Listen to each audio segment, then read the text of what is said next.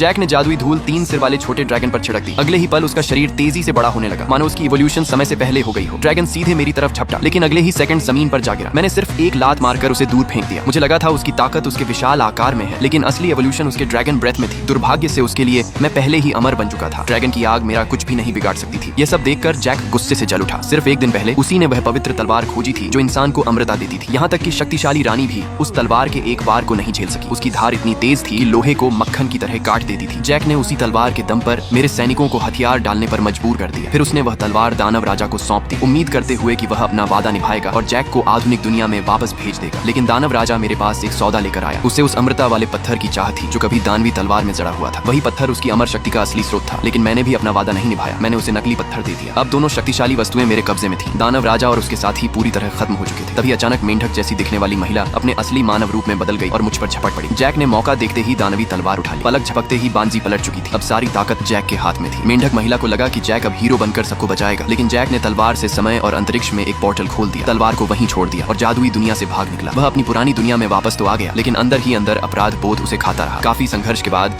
उसने अपने असली एहसासों का सामना करने का फैसला किया। उसने पहले की तरह फिर से व्हाइट माउंटेन किंगडम लौटने की कोशिश की, लेकिन इस बार तरीका काम नहीं आया। उल्टा उसकी अजीब हरकतों की वजह से उसे पकड़कर डिटेंशन सेंटर में डाल दिया गया। कुछ समय बाद जैक की मुलाकात उसी जादूगर से हुई जिसने पहली बार उसे उस जादुई दुनिया में भेजा था। जादूगर ने उसे एक रहस्यमयी पोशन दिया और कहा, जब तुम व्हाइट माउंटेन किंगडम लौटो तो इसे डंजन में इस्तेमाल करना। ये ड्रैगन की जादुई शक्ति जगा देगा। इसके बाद जादूगर ने अपनी छड़ी उठाई, एक पोर्टल खोला और जैक को फिर से जादुई दुनिया में भेज दिया। जब जैक डंजन पहुंचा तो उसने देखा कि वह लेजेंडरी खतरनाक ड्रैगन असल में मुट्ठी जितना छोटा था। उसे पोशन याद आया और उसने उसे ड्रैगन के सिरों पर छिड़क दिया, लेकिन कुछ भी नहीं हुआ। उल्टा गार्ड सतर्क हो गए और जैक तुरंत पकड़ लिया गया।